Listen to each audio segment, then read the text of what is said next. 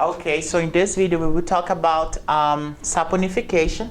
So saponification is basically the hydrolysis of an ester under basic conditions. So we talked earlier about the acid catalyzed hydrolysis of ester.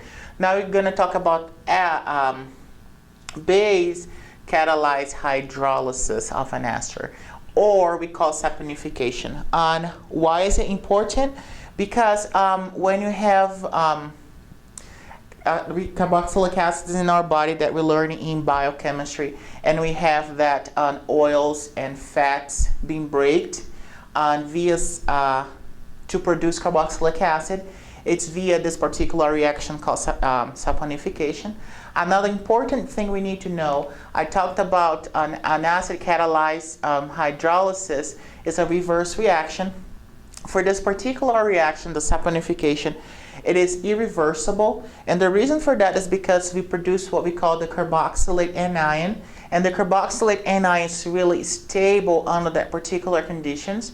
So if I want to get my final carboxylic acid, I needed to go under another reaction, or I needed to do a acidification in order to get my carboxylic acid. So let me show you what I mean by that. So the saponification, as I said, is the hydrolysis of an ester under basic conditions. So basically we do have an ester here, and then a base, and I would say it is a irreversible reaction. We got this carboxylate anion and our base back. Okay? So the first step for this reaction, as we learned before, we don't need to activate our ring. An OH group is strong enough to work as a nucleophile and do a nucleophilic attack.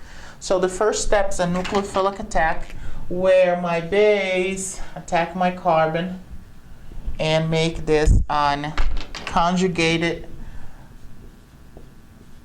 base intermediate.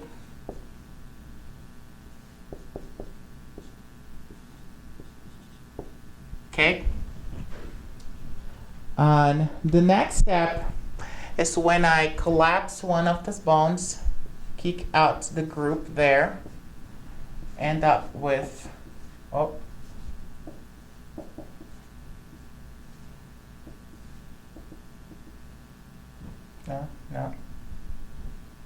8 plus R prime minus. Okay, my next step is using the molecule of water, having a proton transfer. So I get my carboxylic acid plus my alcohol. So this is not right. This is an alcohol, yeah. And I also have this guy being formed. It's a catalyzed reaction. So I start with the base and I end up with a base. So from at here, we should think, well, now I stopped my reaction, I got my carboxylic acid and my alcohol, but this is not true. Now we have an irreversible step. If you realize I'm using arrow that shows that it's irreversible here, where this guy will deprotonate it. So I get my alcohol plus this carboxylate anion, and it's an irreversible reaction because this carboxylate anion is really stable under the conditions that we have here for saponification. Therefore, if I wanted protonated this particular position here, what I need to do, I need to add an acid. For this reaction, saponification is the hydrolysis of an ester under basic conditions. So my saponification ends here. From now on, I can use an acid, protonate it here back and get a carboxylic acid if I want it. But for saponification, this is the step I say, okay, it's done. Now I'm going to do an acidification in order to protonate this guy back and get my carboxylic acid.